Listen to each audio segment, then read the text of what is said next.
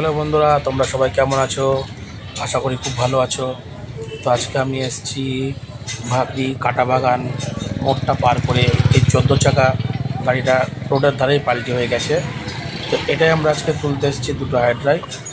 তো তোমরা দেখতে থাকো গাড়িটা কী করে তুলি।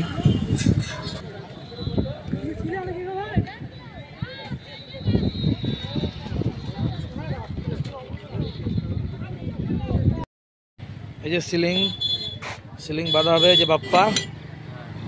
বাপ্পা সিলিং বাঁধবে, যাচ্ছে সিলিং নিয়ে। গাড়িটাকে আমরা পাল্টি করব।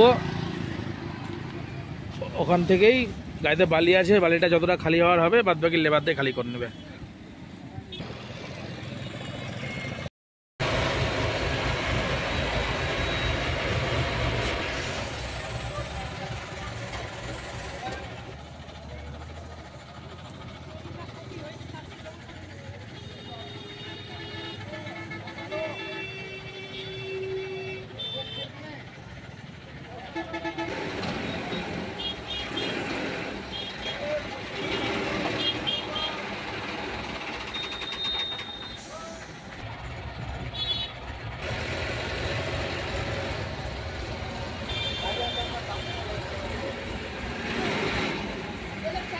কবিতা জিজ্ঞেস কর।